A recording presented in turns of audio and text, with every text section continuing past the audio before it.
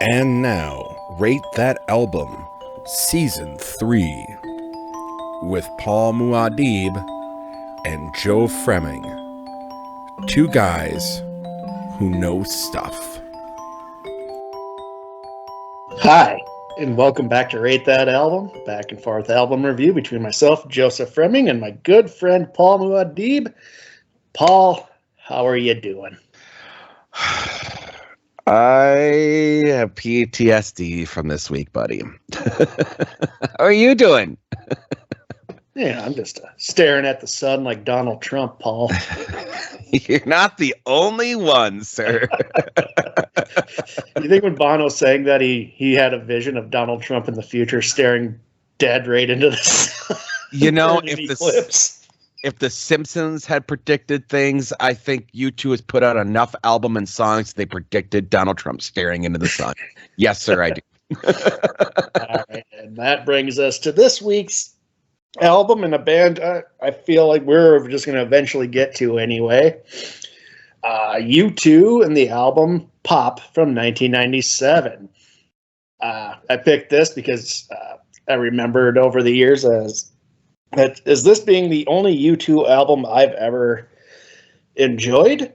So Paul and I are children of the 80s and into the 90s. Mm-hmm. And during that time, the biggest band in the world was U2. Huge, like just huge. And I was an outlier in that they never did anything for me. Never did. I just couldn't get into them. Didn't really care about them. I heard the songs on the radio and was largely indifferent until 1997 when they released the album Pop, and the first track I heard was Discotheque. Now I remember thinking, hey, I don't mind this at all. And so that is where I started with this. And that's how I rememremembered hearing the singles off this album. Was like, I don't mind this. I don't mind this at all. Like, this is pretty good. And I remember thinking, man, I bet everybody likes this album. And years later, when I started working in record stores, I was quick to find out U2 fans did not like this album, Paul. No. Which is weird because it's like the third and like their most, when they're kind of an experimental phase, as I understand it, starting with Achtung Baby, Zuopra, and then this. This is like the redheaded stepchild of U2, and of course, it's the one that I was somehow drawn to because I'm just a son of a bitch like that, I guess. So I just want to state, I don't like it because I'm being contrarian. At this time in my life, when this album came out, I was in high school and I was really into industrial music, which uses a lot of dance beats, hip-hop rhythms, a lot of the stuff that U2 incorporates into this. So like when I was listening to like KMFDM and Ministry and Nine Inch Nails, a lot of the elements in this album were used on those albums which came before it. So yeah, this was kind of like, for me, it was up my alley. I can absolutely see why you like this album, 100%. And I thought about it when I was listening to it. I'm like, yes, absolutely. So my PTSD, Paul. Yeah. So you're gonna preface it with a little story about how you used to like U2 until the dark times. Until the dark times. So I don't mean to put anyone on blast. And if the gentleman who probably hears this story is listening to this podcast, no harm, no foul, man. Like, I'm over it. So I want to make that very, very, very, very clear. Paul's putting you into the blast zone. Blast zone. So my sister was a big influence on me musically, my oldest sister. And like she got into U2 with Joshua Tree, Rattle and Hum, Octoon Baby, all those big ones. And there are a lot of like classics on that album. Then you had Zoo, Zeropa, you had Pop. And so by that time, I was pretty much kind of getting out, right? And around the Elevation tour and How to Dismantle an Atomic Bomb, around that era, I was in one of my bands around that time, and there was a gentleman in that band who was huge in the U2, huge, and brilliant musician, brilliant drummer. I have never worked with another drummer that ever had the kind of skills this gentleman had. But he was so obsessed with U2. We'd watch YouTube, like when we lived together, we watched YouTube. I guess, we watched YouTube concerts and like all these things, and we had to do YouTube performances and the like covers. And oh, that sounds like my personal hell. It wasn't that bad, but God, I feel so bad telling this story, but it's cathartic, so I'm going to. One of the songs that we ended up writing was a song called Elevate. And it was directly in a direct lineage to the Elevation tour. Like it went beyond homage. Yes, it went beyond homage to a really odd, pale comparison of sorts. Sorry, you got background noise there for a second. And like and this guy could sing. He could sing so well. But we ended up breaking up. Part of it was because of the record contract thing. But the other part of it that was the problem was he was such an amazing drummer and singer, but he didn't want to be Phil Collins. And I get that. But we had other singers in the band. But he really wanted to be a frontman. And he wanted to emulate Bono on stage. And I grew to really dislike U2 due to this whole thing. So, in really fair comparison, bringing up the comment that came last review from the Aaron Lewis review, I am going to fully admit that I have some biases against U2 because of these particular things. So when I did my notes this time and went through it, I really worked hard to try and put these aside, but understand that I was a fan of U2, and then I got to the point where I couldn't even listen to them on the radio. So having to listen to this was a struggle to begin with. So there's my story, Joe. Yeah. So see, it's weird because you come from having enjoyed U2, where I come from not really liking them. And so I worked at a place, and I worked with this guy back in the early 2000s, and he would only listen to Christian rock.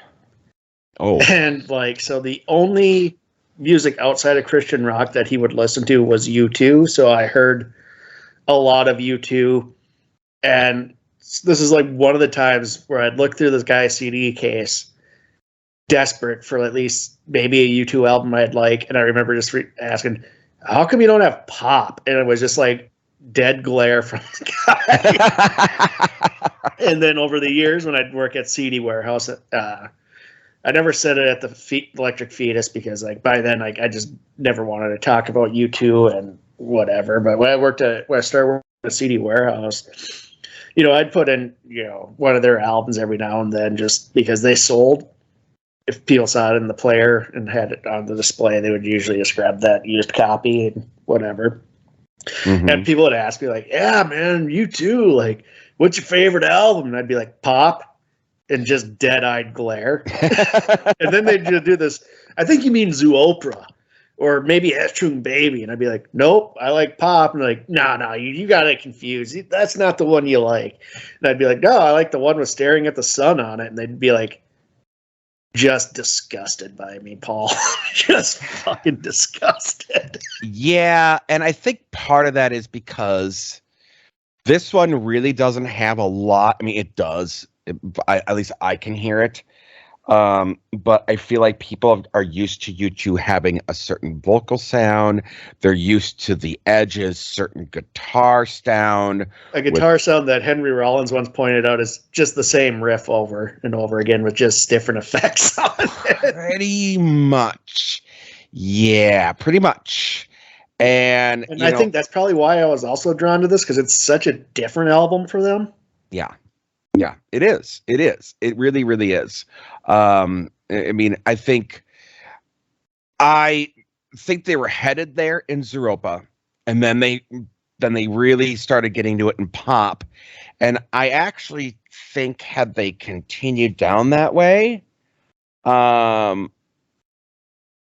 think that they should have continued down that route, but we can get to that later. I mean, I think so too, because after this, all their albums went back to that classic U2 sound to me, where I was just like indifferent, because it's not bad, it's just not my thing. I don't care. And like a lot of a common theme for me in these reviews is how much I dislike smug.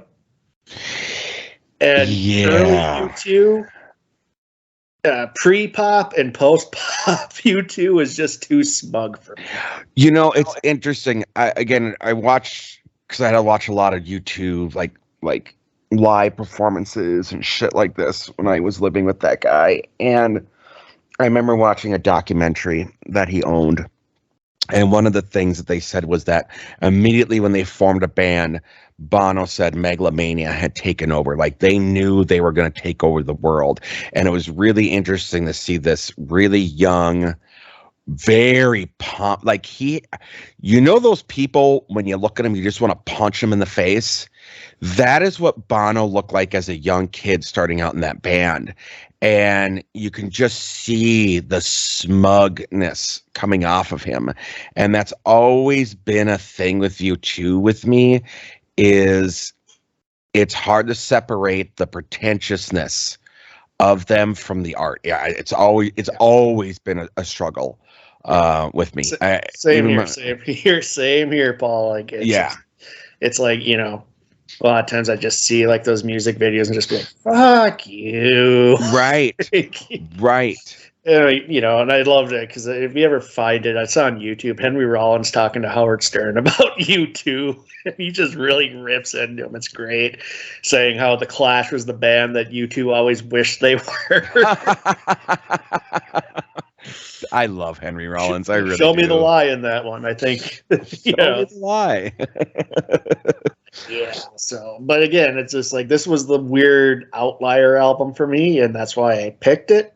Because again, I've not a fan, but but here's the thing: I'm not a fan, but I'm going in even with these biases, Paul, and I'm still like, yeah, I like a lot of this stuff on here, which is weird, But see, it can go that other way, Unlike Aaron Lewis just sucked for me, but whatever. It was tough. Aaron Lewis was tough because, again, we went over that. We put a fucking nail on that. Yeah, we have a whole podcast. But yeah. Even like going in with some biases, I can sometimes be surprised. Yes, and I will. I think, knowing my biases and my feelings of U2 and kind of just how much I actually refuse to listen to U2. Did your singer buddy wear like the wraparound black shades too? No. Oh, wait a minute. God, I think he might have at one point. He was like, when we would do live shows sometimes, and again, guy was a fantastic, again, singer and everything, but we had a guy behind the drums that just was not ready for it. Let me put it that way. He wasn't ready for it. And I could watch what he was doing, because I had watched these same U2 videos, and he would completely be mimicking Bono on stage. Again, it wasn't even an homage. It was like, I'm going to be the next Bono. And it was like really super cringy and frustrating, at least for me. And again, I feel bad saying this. So again, if you're listening to this, dude, I'm over it. But man, it was a different time and we were all on a bunch of drugs. So there you go. Plus, Paul put you in the blast zone. Blast zone. No, I didn't really mean to, man. I love you to death, but it was a tough time. Yeah. And this is just like I said, this is therapy for me right now. And it's been fucking over 20 years. So I think it's about time I fucking air these grievances. Well, my bill will be in the mail. This is going to cost you $400. Fucking wonderful. I'll write the check. All right. Let's get into this, Paul. Let's get into this strange techno dance pop album that U2 just unleashed in the world. Like, I could go through the wiki, but the wiki's so long because, again, it's written by a U2 fan, so it's just, oh god, it's a nightmare. I don't have the time. I don't have the time to go through every detail of what the band was going through because, again, I'm not a U2 fan, so I don't really care what they were going through. Fair enough, sir. Fair enough. The album opens with Discotheque. This was the song that I remember seeing the video. And I remember thinking, like, this isn't bad. Like, I don't mind this. And I was kind of like, and I was in the minority, obviously, except for, like, one of my friends, Matt, was really into, like, some of these songs on here. But mostly, like, again, like, this was I don't know. I don't remember anybody liking this album or liking any of these songs. I felt like it came out and I was like the one guy who was like, I like this amongst the roar of boos. Boo! Fuck you, you too. Yeah. I don't mind it. I was saying boo words. It's an okay album. Oh boy, it's okay. But yeah, it starts with pretty much this is a dance song, looped with like hip hop beats, dance beats. For some reason, they use the chorus from Nirvana's "Rape Me." Yeah. Well, they've never shied from their thieving. U2's a thieving band. U2 is a Bullet the Blue Sky. Guess what song that is? That's Stranglehold by Ted Nugent. And I'd rather listen to Stranglehold by Ted Nugent. And I don't even like Ted Nugent, but here's a give that biases. I hate Ted Nugent, but I like the song Stranglehold. So fuck. Yeah, I don't know. It's hard. It's hard not to like Stranglehold, but it's also hard to like Ted. Yeah. I don't like Ted either. Old pants pooper Ted. Good old pants pooper Ted. Good old child molested Ted. Gary Glitter. So yeah, actually, it's funny you brought up the "Rape Me" from the lyrics of Nirvana. I was like, this is a poor man's epic by Faith No More lyrically. like when you really look at it, it's like you can reach, but you can't grab it. You can't hold it, control it. You can't beg it. You can thieving, Paul. They're thieving. They're thieving. You can push, but you can't direct it, circulate, regulate. Oh no, you cannot connect it. I was like, Jesus Christ, you thieving fuck. So yeah, it's poor man's epic by Faith No More. Now, instrumentation, musically and production wise, I will admit, it's a well done blend of rock, electronica, pop, hip hop that was coming out at the time. There was a lot of bands trying to get this sound, and I think this one kind of incorporated it well. It's kind of like when Weird Al did "Dare to Be Stupid" and he really nailed that Devo sound. I feel like U2 really nailed this particular sound that was coming out in that late 90s, mid to late 90s kind of hybrid that was coming. And let's talk about this a little bit because this came out in 97, and this is a year where a lot of bands started mixing rock with techno, electronica. dance. This album, OK Computer by Radiohead and Earthling by David Bowie. Yes, absolutely. Also this year, you had Homework by Daft Punk coming out.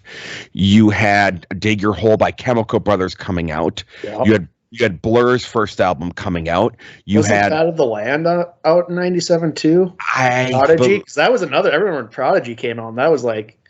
That was huge. Was that 97 or 98? I can't remember. I think it was 96, 97. Yeah, it might have been. I mean, Ween's Mollusk came out. Yeah, I mean, you just had 97 was a really crazy year. Primal Scream, Yola Tango, Built to Spill.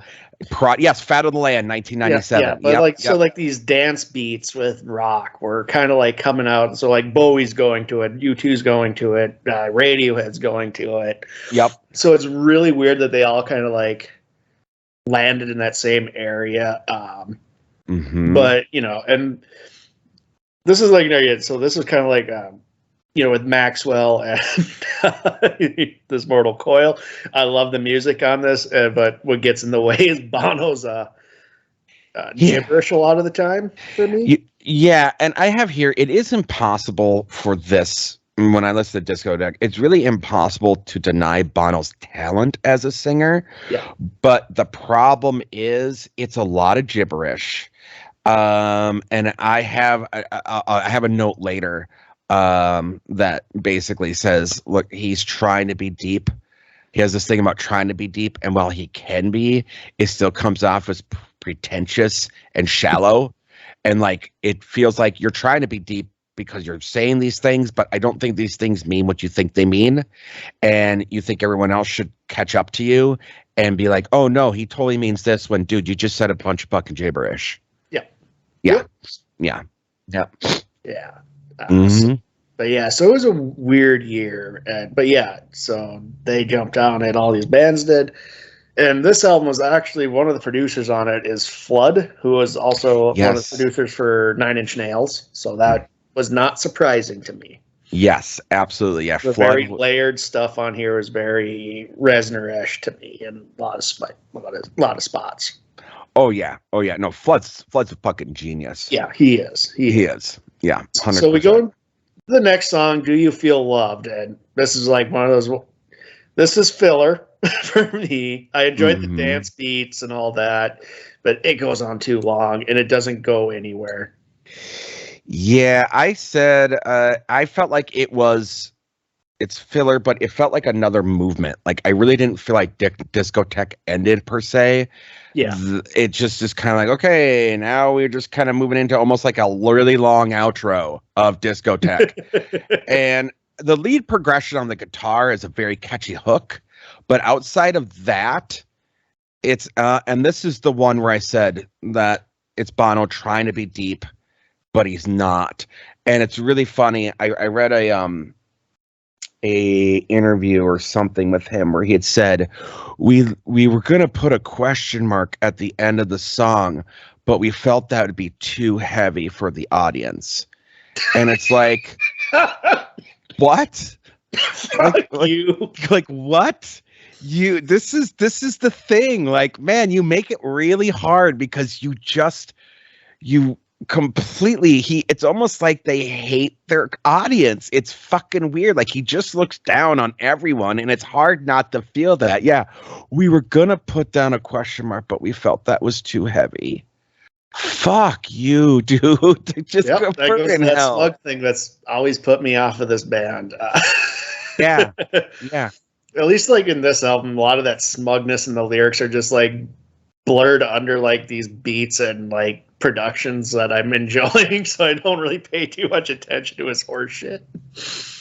God, but yeah, it's and that goes into Mofo, which this is feels like another filler song. It has some interesting lyrics. Yep. Which you referenced Space Junk. Yes. Which makes me mad because that's Devo. Absolutely. Yeah. It is Devo. I said that this was very Moby Prodigy stabbing westward musically. Yep.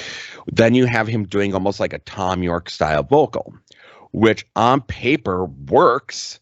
But the problem is Bono can't help but slip into that comfort zone that he's created vocally, so he doesn't really stay there.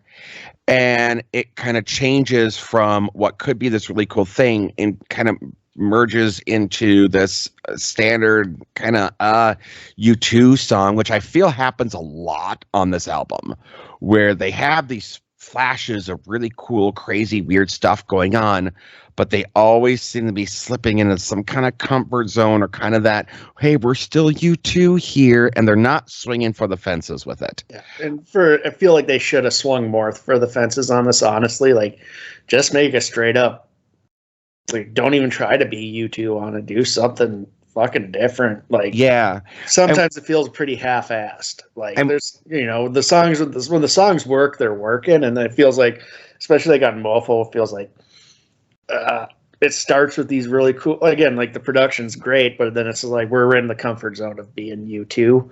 Yep. And it doesn't really mesh that well for me. Yep. Yeah, no, I completely agree. And there's like a part in this song that sounds suspicious. The words are changed, but it sounds suspiciously like from Revolution Number 9, that block that kick. Oh, yeah. Block that kick. Like, so you're, I mean, fuck, go all out with Revolution Number 9 style fucking weirdness. If the Beatles could do it, fucking U2 can. Why? Well, you guys think you're the biggest band in the world, go for it. What's interesting to me is they say mother suck, even though it's called Mofo. But later in the album, he actually does drop an F-bomb. He actually drops the word fuck later in the album. So it's like, why didn't you just do that here? You made the song Mofo. We all know what that means. Why are you saying mother sucking on this when we know it's motherfucking rock and roll? But again, you couldn't even go in all out on that because, yeah, and then like at one point he does say fuck yeah. It's like, okay, so it's like, are you trying to stay PG? Like that whole, like, you can drop so many fucks in a movie before it moves to R. Like, what the fuck, man? No, the rating system for music works, buddy. God, it's so fucking dumb. But yeah, and it does. Again, it feels like lyrically he's trying to say something, and I'm sure it means something to him. Yeah. But according to the wiki, it's like it's about his mom. Oh, but it's a conversation with his mom. Yes, that's right. Sure, but then, like, is he so afraid? Like, maybe that's the religious shit of their upbringing. Like, well, I can't use the F-bomb in a song about my mom. Like, why? But he does say fuck in the song later. He does. But it's a song about his mom. Well, Oedipus complexes are a bitch, bro. Yeah, bro. And then this is also where I said, this is like a lot of the songs on here, because they're not leading enough into the techno stuff. Yeah, which I'm enjoying. It goes on too long then, because it's just him repeating himself. And that's something Bono loves to do, because Bono loves to hear his own voice. Again, I know this is my bias coming out, but I am recognizing the good here as well. But yeah, no, that is a problem that Bono has. And U2 fans may really love it. Like, it's not a problem. To me, it's a problem, because he does that a lot, and the songs go on, and that's great. But it's us at the same time. It's like, fuck, this didn't need to be 6 fucking minutes long, man. Nope, unless they were going to totally lean into something more experimental, it did not. Because exactly, he's just going to be repeating that stuff. So take the production to like weirder places, make weird drops and shit. Otherwise, you're just, I don't know. So the next is a song I thought I was going to hate, but I actually ended up thinking was one of the strongest tracks on the album. Is "If God Will Send His Angels." Normally, I'm really like the smugness, and then I'm not against religious imagery. Mm-hmm. I mean, if it's done well, and I think they do it here, where I don't feel like I'm being preached at, unlike other times. So yeah, this was a song. This is where I'm like, okay, this is kind of going back to how U2 sounds, but it still has the weird production, which still keeps me in it. So yeah, this was.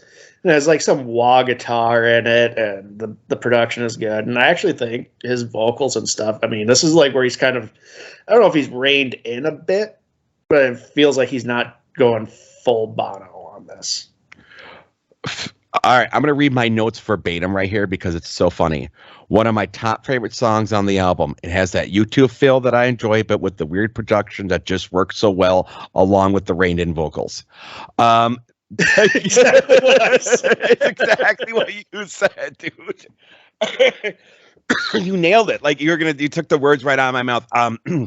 Yeah, you know me. I'm an ex Christian. I'm an ex.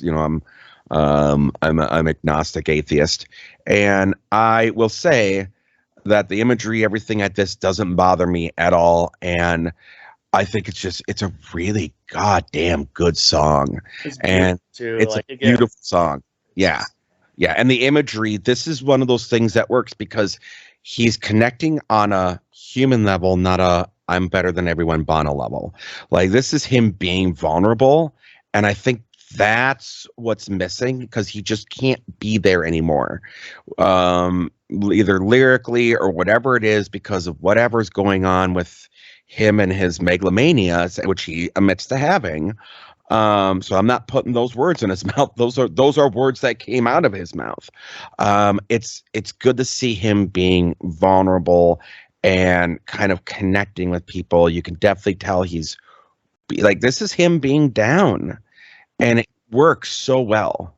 Down and looking for a lifeline almost. Exactly. If God would send his angels, I could sure use them right here, use them here right now. Well, if God would send his angels, where do we go? I don't want to lie. I don't want to have a feel for the song. I don't want to have a feel for the song, and I want to love. Oh, wow. Wow. Yeah. Dude, bravo. Fucking bravo to you, man. Yeah, it's if he did more of this, I'd probably like it YouTube a lot more, but a lot of it's to me I don't want to say superficial, but it borders on it for me because I don't often I think he believes what he's saying, but there's also a little falseness to it. Yeah, well, it's just this weird, like I said, it makes sense to him and he thinks it's this deep thing, and I think he feels like it's almost like the emperor wears no clothes kind of thing, right? Where people are like, man, he's so deep. And you go, is he really? Is he really? Or is he just throwing these things and being like, look at this? And I'll be honest, I feel like Tom York kind of has the same Messiah thing going to him where people are just like, oh my God, he's so G. Is he? Is he really? Because I think he's just saying shit. I think sometimes Tom York is playing you guys for a fucking fool. And I think Bono's doing the same fucking thing. Oh, I'm sure. 100%. Yeah. All right. So up next we have "Staring at the Sun." Now, what I like, so my two favorite songs of the album are back to back. That makes things simple for me, Paul. It makes life a little simple. Yeah, 100%. You go from that to this, where this is such a catchy song. This is like these two songs back to back. It's like, okay, now I kind of see why people like you two. Whereas Mofo is like, this is why I don't like you. Yeah, absolutely. But yeah, the start is an acoustic song. It's simple. It's catchy. I like the distorted guitar effects on here. Absolutely. Yeah. It really gets away from that chorus kind of echoey delay thing that Edge is really known for with his guitar. Yeah. And it's great to hear because he is a great guitarist, and it's great to hear him do some other effects and other things with that. I think that's why I like a lot of this, his work on this album, because it doesn't really sound like his typical U2 stuff to me. 100%. I think it put him out of his comfort zone. And he's one of the only members of the band who actually likes this album. So I don't blame him. He probably had a lot of freedom. It probably challenged him too, Yeah. So this is a banger. This is a good song. It is. I haven't written it. It's the biggest hit off the album by far. Like this is the one that did it. And again, it's the same as If God Would Send His Angels. It has that standard U2 feel, but with the weird production instrumentation sound, it really feels like a next level U2. Like I wish that's where they put their new standard. Like when they did Octon Baby and kind of evolved, I feel like they missed the mark here because Staring at the Sun should have been the next plateau. And instead, with the reception and everything from this album, I feel like they're like, we're never going there again. Yeah. And I really think they could have done something. It's almost as tragic in a way as Radiohead I really think somewhere Radiohead has an album that is like another rock album after OK Computer, that didn't go to Kid A, and I kind of feel like this is also kind of that same thing where we live in the darkest timeline where U2 didn't make the next leap from Staring at the Sun and going forward with that kind of production and guitar and instrumentation and experimentation. Yeah, they jumped back into It's a Beautiful Day. Oh, And fuck like, life. fuck you. Fuck you. Fuck you. That's when I that's how I learned to hate U2 again. Was that? Yeah. I can write a song. How I Learned to Hate U2 Again. Oh, all right. Mhm. Up next, song I actually did is Last Night on Earth. I thought this was interesting, but what I like about it, because it sounds, I wrote in my notes, it sounds like one of those Tangerine Dream songs from a Michael Mann movie. So It sounds like it's from Manhunter and Thief. It's amazing.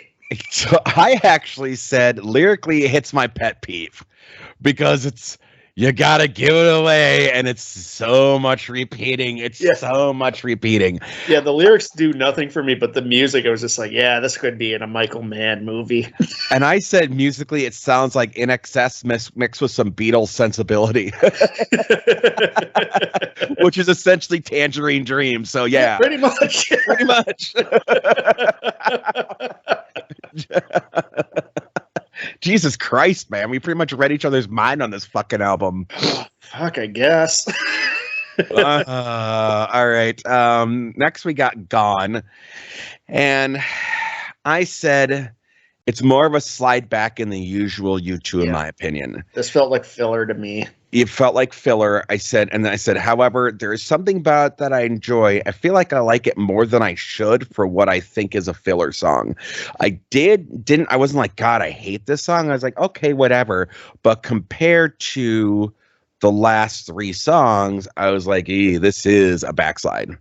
Yeah. I almost feel like with the fillers on here, like, I know they got rushed, or like maybe they should just release this as an EP. Yeah, and there was concern. I guess they had to get on tour and they were concerned with getting the album done. So I think we got a lot of unfinished versions and in interviews and things like that. There definitely seems to be the case that, hey, there was different things we want to do. We're not sure that we got the right version on the album. Yeah, Bono called it the most expensive demo ever made. Pretty much, yeah. But whatever. I don't blame him, but whatever. That fucker put it out, so it's all on him. It is kind of on him, yeah. But yeah, Gone didn't really do much for me. No. Miami now. Musically, this was interesting to me. This was a weird fucking song. Yes. But like, it's weird in a good way as opposed to the next track, which I have so many problems with. Oh, yeah. But Miami, to me, it was like, this was such a good, weird left turn for me that, like, while not one of my favorites on the album, I can appreciate them for doing something this fucking bizarre. Yeah. So what I have here, there was something about this song that was bothering me. I was hoping by the time we did the podcast, I would know what it was, but I know it reminds me of another song, but I can't remember what song that is. But there's something about the vocal effect on it with the drums in the beginning, especially. I'm like, fuck, I've heard this before, but I can't. Drums are backward looped too, which is weird. Which is again, weird. like, kudos, fucking doing something weird. Well, and I said the production choices on this one were odd and questionable. I said, but unfortunately, I don't think U2 was and is eclectic enough to make it work. I think another band could have taken these things and made it work better. I think with Miami, I think, and I applaud them, actually, again, taking my bias out of it. I applaud them for going down this road and trying to make something this fucking odd and weird and experimental. But I don't think they have the gravitas, which is really odd to say about U2, because U2 has a wheelhouse. And this was so outside that wheelhouse that you can just feel how uncomfortable everyone is being that far outside of it. Yeah. That it didn't ever become cohesive to me. Yeah, no, I agree. But I mean, kudos for at least trying. Again, fuck yeah. It's one of those things, like a common thing for us. At least they tried to do something weird. Mm-hmm. Look different. Fuck, a lot of bands don't. We will applaud trying. The post-pop era, U2 just went beeline right back to Joshua Tree. Pretty much. Never looked back. Yeah, it's really, really unfortunate. Yeah, 100%. 100%. Now we go to the Playboy Mansion, which contains the dumbest beat poetry I've ever heard in my life. Oh, thank God you said it too. Fuck me. I hate this song. If Jack Kerouac had brain damage, you'd get this. It's got that faux funk that just doesn't work. It feels like a fucking filler song, and this is the one thing that made me go, God damn it, Bono, you are fucking pretentious. Oh yeah, this is like my note is this is the self-righteous bullshit the album has been missing so far. Pretty much. This is what I'm talking about when Bono thinks he's smarter than everyone in the room, and he says these things, and you have these sycophants going, "Oh my God, he's so brilliant. If coke is a mystery, Michael Jackson history, if beauty is truth and surgery the fountain of youth, what am I to do? Have I got the gifts to get me through the gates of that mansion? Fuck you." Like, dude, take your shit and shove it elsewhere, man. I'll say this. Bono's not an idiot, but he's not as smart as he thinks he is. Right. And like and if you need to exhibit A on that, Paul, here it is. If OJ is more than a drink, and a Big Mac bigger than you think, and perfume is an obsession and a talk show confession, what have we got to lose? Fuck you. Fuck you.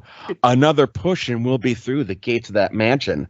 Fuck you, dude. Like, I've never bought a lotto ticket. I've never parked in anyone's space. What the fuck are you talking about, man? The banks, they're like cathedrals. I guess casinos took their place. Are you on acid? Like, are you that stoner that just is like, man, everything is so fucking profound right now? And like when you come down, like you go back and you listen to your fucking recording, and you go, what the fuck was I on about? Like, that's what this feels like to me. Yeah, this was bad. This was just like, this is one of those songs where it's just like, man, Bono needs his ass kicked or something because like, he never got a good whooping in life that he deserved. I just think the Edge should have took him aside and been like, dude, no. Like, just like, no. Dude, No. This isn't He'd be like Lars's dad and would say in anger, you must delete this. You must not do this. And I'm sure Bono was like, I couldn't do it, man. So, yeah, I didn't like it. Yeah. This is kind of like where, so Playboy Mansion on for me is pure jackassery. And so we get the, if you wear that velvet dress, and it's just like, okay, one, he's whispering like Lindsey Buckingham, so I'm already fucking We know you're out. Yeah, you're done. You're done, Bono. The song is terrible. Yeah, I said it's trying to be, and again, we talked about this last album, making new genre styles, but it feels like it's trying to be like a neo lounge song, and it just never quite comes together. Definitely filler. Like, this is straight up a filler song, a demo song. There's just it's missing so much sheen to it and something to button it up and make it work. It falls apart. It just does, like, it comes apart like a velvet dress. It just shreds in the fucking wash, man. I don't know. Yeah, there's an idea there, but it's just not fully formed. And I don't know. It's pure jackassery, Paul. It is pure jackassery. I will give you that. I like that term, jackassery. Fucking chuckleheads. Yeah. Goddamn waterheads. Goddamn waterheaded baby. Oh, then we get Please, which is, again, like the production on this I love, but oh God, Paul, I can't imagine how irate you are with all the pleases in this song. Dude. So I said lyrically, fuck you. Lyrically, fuck you, because it just hits everything wrong with me. I said this is another lounge style. It is another lounge style song that flows into what feels as like older U2, and I'm not sure why they go why these last two songs have gone to this lounge style. It doesn't work. And U2 Electronica Lounge is nothing anyone has ever said the world was missing, wanted, or needed. You know what the world's missing, Paul? U2 Electronic Lounge. That's what the world's fucking missing right now. Okay, all right. Yeah, it's Live at the Flamingo in Vegas with Daft Punk. That's right. It does. It feels like a shitty Vegas song. It really does. You had to win. You just couldn't pass. The smartest ass at the top of the class. Your flying colors, your family tree, all your lessons in history. Please, please, please get off your knees. Please, please, please, please, please, please, please. Fuck you, fuck you, fuck you, fuck you. So many pleases. God damn it. Yeah. Yeah. And then the album ends with Wake Up Dead Man, which I'm just going to assume is a reference to Turn Me On Dead Man from Revolution 9. Yep. The Beatles. My notes is musically interesting. I think they're doing some weird stuff on here, but it just kind of falls flat for me. See, for me, I said, I think this is my favorite song on the album. I enjoy the reverb vocals, the musical buildup, the weird minor chord progression. It's so fucking weird. And yet for me, they make this one work. And I was like, okay, which is odd because lyrically it pisses me off in every single fucking way of the word. Cause it's just wake up, dead man, wake up, dead man. And listen to this, listen. It's like, fuck you. Like, but I would love to see bands take this sound and another band that could do it better and run with this sound, because I actually really like this one. Yeah. Yeah, I thought it was alright, but I felt like it just, they didn't, I don't know, just, it fell flat for me a little bit, so. Yeah. Sure, and it didn't need to be 5 minutes long either, I will say that. Yeah, no. It didn't need to be 5 fucking minutes long. 5-6 minutes long. No, not a fucking one. Now, I did listen because when I was looking, apparently something had said that Holy Joe Guilty Mix was also on Pop, and every version... I didn't have it. So. Okay, so every version I looked for didn't have it, but it was written somewhere that was on it. So I did listen to that. I just said filler bullshit. Didn't like it at all. It's just not a good song. So, but apparently it was actually off like a discotheque B-side or something. Like it was the B, and it was just something they put on there that put out a B-side. So, but yeah, no, it wasn't actually on anything. But yeah, I'd read something where it's like, oh yeah, Holy Joe Guilty Mix is also part of Pop. And I was like, it's not on any of the fucking albums I'm fighting. So yeah, nope, I didn't. Fucking assholes. I didn't bother listening to it. Good, because yeah, you put yourself through less hell than I did. So shit we do for our art. Let's get into. I know we don't want to give completely in the wiki, but let's talk about the aftermath of this album. Well, I mean, they went on the tour, the Pop Mart tour. I remember they played like a documentary of that on TV. I think I watched it on MTV, and I remember that playing in a giant lemon. Am I wrong? I believe you're right. Giant lemon. I think no. There was a giant lemon. Yep. There was a giant lemon. And like olive and shit like that. Yep. Yeah, it was like, it looked pretty impressive, but reminded me of the cherry at the Walker Art Museum, honestly. Yeah. And that was kind of like where I ended. Like I saw that thing, and then I just never really thought of U2 again until I started working in record stores. It was, according to the super long critical reception, it was favorably reviewed when it came out, but a lot of haters, especially over time. I was interested because it's on. I guess I don't know if I'm surprised that it's Elvis Costello included it in 2000 of the list of 500 albums you need. I wouldn't say you would need Pop, but I would say of all the U2 albums, this would be the only one I'd recommend. I love Elvis Costello, 100%. That guy's fucking great. Yeah, I mean, it did really well. I mean, the hardest one was the Orlando Sentinel, which gave it 2 out of 5 stars. Yeah. But yeah, no, it really landed well with critics. Well, but then I think once the dust settled, then people the knives started coming out. Yes. I think for people it wasn't a lot. Maybe they didn't see the replay value like they did with, Joshua Tree with all the Joshua Tree's like hit after hit after hit. Yep. Achtung Baby's kind of like that too, but this was just like, it's, I think the fans got in the comfort zone.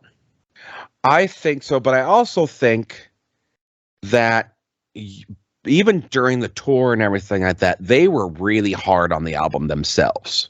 Yeah, well, to the point like they barely play it any songs off it anymore. Right. Well, I mean, and I mean, they've come out and been like, we didn't really like that. And U2 has a really rabid fan base. They really, really do. It's a really interesting fan base. Not all the members hated it, Paul. The Edge still likes this. I love that the Edge does, because I totally get why the Edge loves it. Like, it makes sense. I do too. Like, it's just like it got them out of their comfort zone. And as a musician, and I think of the musicians in that band, he's probably the most proficient. Mm-hmm. And I think he's more excited to get out of the pocket, if you will. Yep. So, yeah, I can see why he liked it, because the reasons he likes it, like what he states, like try to make dance culture a record and realize at the end we can do no EDM, whatever, is the reason I like it, is because it's fucking weird and different, and it doesn't. The only times that really, for me, it suffers is when they try to rely back on their old sound. Yeah. Yeah. And I'm sure for him that was probably like, I can't speak for him. Fuck that. I'm not going to speak for the Edge, but I can see why he likes it. Yeah, I could see absolutely why they like somebody like Bono would be like, because it's a blemish on his perfect record of perfect albums that Rolling Stone just loved and bent over backwards to give him great reviews. Well, and the other thing with it was that there was the promotion for it. There was a documentary about it that was actually narrated by Dennis Hopper. Yeah, I almost watched that for this review, and then I was like, I've seen it. I'm like, I don't care enough to rewatch this. I think I watched it when it came out. I'm like, I don't need to. I've seen it. If I remember correctly, it's one of the things in it is like Bono, like that's when I learned Bono uses an oxygen tank and doesn't talk when he's on tour. I'm not fucking kidding you. He uses an oxygen tank and doesn't talk when he's on tour, outside of when he absolutely fucking has to rest his voice for the performances. He doesn't even have that great of a voice. I think that there's debate there, man. Like it's hard. It's fine, but it's not that interesting to me. That's just more U2 jackassery, man. Sure. But I mean, he is considered an amazing vocalist, and it's hard to say, that he's not. I mean, in terms of like range, sure. I mean, Mike Patton has a 5-6 octave range. Bono says himself that he has a 3 octave range, but where he hits and how he hits and the way his vocals work with what U2 does musically, there's a really good synergy there, I think, is what it is. I think it's more or less his vocals work, that the band and are really need to be relaxing his vocals like he's fucking Mick Jagger. No, what I mean? Like, no, it's not like he's not doing the 5 octaves. He doesn't need the oxygen tank. He just needs a kick in the dick. Kind of, but the big point old is, kick in Bono's dick. back to the documentary. The documentary flopped, like really, really bad. It was ranked it was considered the worst was it the worst both politically, non-politically? It was the worst non-politically rated documentary in the history of the ABC network, which is what it aired on. And it did no favors for the NBC station. And I think that right there was like one of the big cracks to them. Like, oh man, already, they didn't get the album done. The documentary didn't go well. The tour didn't go well. And I think fans themselves have latched on to the band. I think the band kind of created the area of the fact that don't like this album. And I think that's more so what it is versus because going back and listening to it, there's a lot of shit that works, and people should be going back to pop and being like, hey, this isn't that bad. This is actually, there's some really good stuff here. And again, that's coming from a guy that has a bias against U2. So the fact that people who like U2 can't do that, that says more about the cult of personality than it does the album. Yeah. In my opinion. yeah, it's whatever, you know.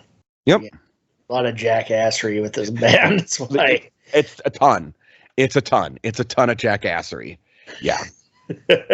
Yeah. 100%, Joe. But yeah, but it's like fucking after this. chuckleheads. Well, I mean, if you look at it after this album and like the ego bruise, I guess that Bono took, maybe the other guys, they just went back to the safety zone, man. Well, they That's did like, all you. Yeah, all you can't leave behind, and then how to dismantle a atomic bomb. If I remember correctly, that was the one that was done for iPod. And basically Bono came out, was like, the album is dead. And I was like, fuck you. Like, that was one of the things that I never, as a musician, as a lover of music, for someone like you two to come out and be like, we did this because everything is singles going forward. The music album itself as an album is dead. And that's why and this is something he regrets now. He's gone backwards. I'm like, I never should have done that. They released albums after that. Right. Right. But yeah, no, he came out and was like, yeah, you know, the album is like everything's about singles and the whole music album. And it was like, what the fuck are you babbling about, dude? Yeah, it's just. I think the album after that one was the one they forced on everybody's iPod. That's what I'm talking about. Yeah, no. They did do an album. Was that the one that they forced? I don't think that was the one they put on everybody's iPod. How to dismantle an atomic bomb? I'm pretty sure it was. Pretty sure it wasn't. No, it wasn't. I thought it was. Oh, Songs of the Innocents, Paul. Song of the Innocent. You're right. I did. You're right. Songs of the Innocent. Paul, Yes. Paul, you just been put into the blast zone. The blast zone. Yeah, good. I deserve the blast zone. I am. Yeah. Okay. So that's what that was. God, for whatever reason. That's the title of that Songs of the Innocents. Like, fuck you. Fuck you.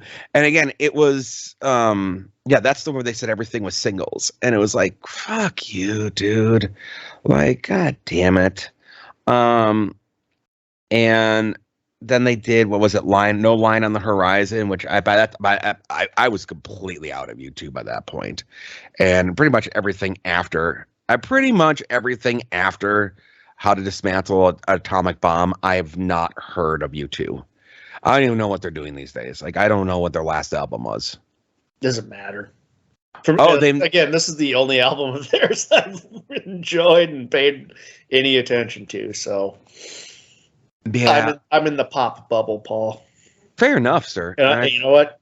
I don't think I want to step out of that bubble because, like, I did hear like that No Line on the Horizon when it came out because I was working at CD Warehouse and the U2 fans were all like, "Yeah, back to form." I'm like, that's a sad state of affairs when a band that was pushing the boundaries just go back to form. Yeah, exactly right. 100%, Joe, 100%. That pretty much to me comes off as a failure. Yep. When a band that is doing something so cool goes back and can't evolve or is just like, nope. It's a failure. It's one of those things where, I mean, again, you look at bands over the years. When's the last time? I mean, I can't remember the last time U2 was really relevant in a musical conversation, right? But people are still talking about fucking Madonna and what she's doing. That's because she's been able to successfully reinvent herself and not go back to the fucking wheelhouse. So that's how you stay relevant in the music industry. You have to be able to make these steps of evolution, and U2 proved that they couldn't do it. Yeah, they took the one thing that people kind of pushed back on, and they folded. Yep, 100%. Which is just So yep. So Joe, I guess my question to you is: would you recommend U2 Pop? Yeah, again, I like the electronic dance beats and the weird production, and I mean, fuck the song. They have that 3-string songs of "God Will Send His Angel," "Staring at the Sun," and "Last Night on Earth." Like. Mm-hmm. Those 3 in a row are great, and then Discotheque I really like. Mm-hmm. Yeah, I would. I mean, there's like clunkers here and there, and like you can completely skip Playboy Mansion unless you want to just like hate yourself. But but yeah, I would. I mean, for me, this is the one album of theirs that struck a nerve with me. And I know there's other albums they've done that struck nerves with other people, and that's their end. But for me, this was where I think this is the U2 I enjoy. And I'm a little disappointed it's only this one album. There's some on Zoo I'll probably like too, but for the most part, it's just pop for me. I'm the outlier, but again, I'm the outlier here. I'm not. I'm not of the norm, so. Yeah, I will say "Numb" was a good song off of Zeropa. I did like. I Numb. remember that right. Yeah. Yeah. Would you recommend, Paul? So again, I have my biases, but yes, actually, I would recommend this. It was nice. If I was gonna get back in the U2, like again, having all that baggage that I have with U2, this was probably the getting in the safe end of the pool, because it's nothing on here your buddy was trying to recreate. Pretty much. There was that, but it's U2, but it's not like where Twin Peaks season 3 is pure Lynch heroin interjected intravenously. I would consider Joshua Tree, Octung Baby, those albums pure U2 heroin. This is more like experimental, maybe a lid, or like an eighth of marijuana, U2, where it's got the weirdness and things like that. So I didn't feel like, oh my God, I'm overwhelmed with U2 with this album. It's weird, but if that makes sense. Yeah, and it doesn't have like the big radio hits that I think kind of would maybe bog you down a bit. Exactly. And because like, when's the last time you hear "Staring at the Sun" on the radio? I think probably 97 was the last year I heard that on the radio. Yeah, I mean, which is weird because it's such a good song. It's such a good song, but I think Bono pulled it. I think he's like, don't play that.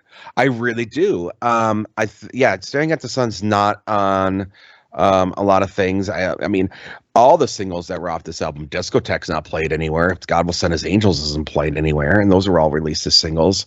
But yeah, as you said, If God Will Send, Staring at the Sun, Last Night on Earth, Discotheque, I would say Wake Up Dead Man for me. I like that one. Yeah, I would recommend it. I mean, taking my biases outside of it, there is a lot here. And I would encourage U2 fans, even though, again, we just spent the last hour shitting on them, to go back and listen to this album, because there's actually a lot of good here that I think, had U2 done this, they could have really grown their audience more versus I think people like you would have continued to stay with U2 had they continued this evolution. And I think Again, it grabbed me. It was like, whoa, that's what I like. And yeah. And I went back to The Well, and I was like, no. Right. And I think Bono has such a, I think there is such, again, a cult of personality with U2 fans that U2 could have put out anything and the U2 fans would have been like, yes, I'm all in. So they really, really missed the boat on this by growing that audience out and trying to do that. And I feel like they bit off more they can chew in terms of like the time they gave themselves for the production. There's a lot of things that went against them, and rather than just getting up, dusting themselves off and trying again, they just tucked their tails, went home, lost out on an entire audience that had newly discovered them. And I just think there was, I'm done. It's sad. But yes, I would recommend the album. All right.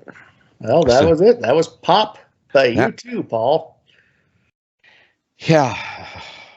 Took the Band-Aid off on that one. God, I cannot tell you the emotional strain this one had on me, honestly, dude. Way more than I thought it was going to. Oh, fuck. A lot of weird memories and things. So, Joe, you got your Thief review out, and now you're doing Crank? Yep. And have you watched Crank yet? Not yet. All right. I still haven't either.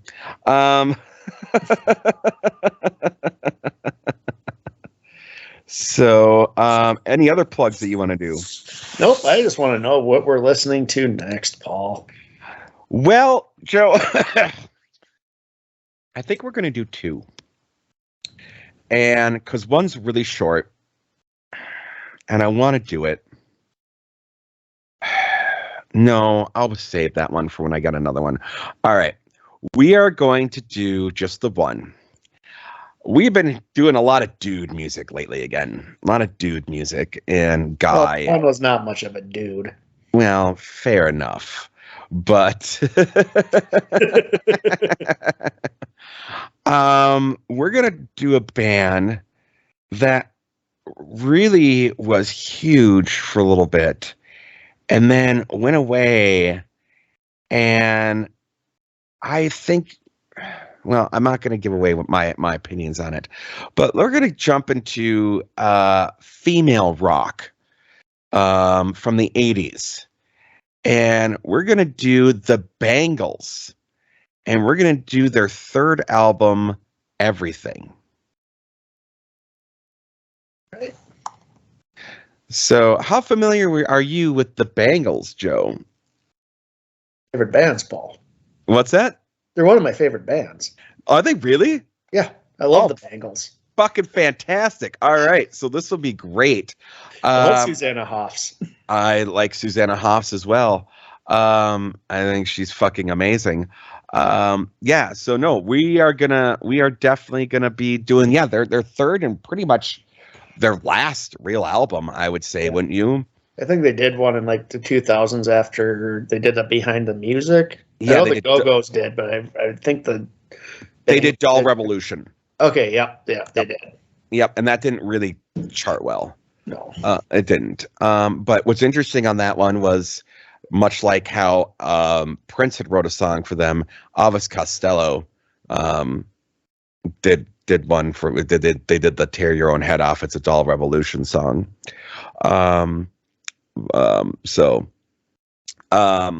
But yeah, I think we're absolutely going to be doing their really, and it was one of their biggest albums too.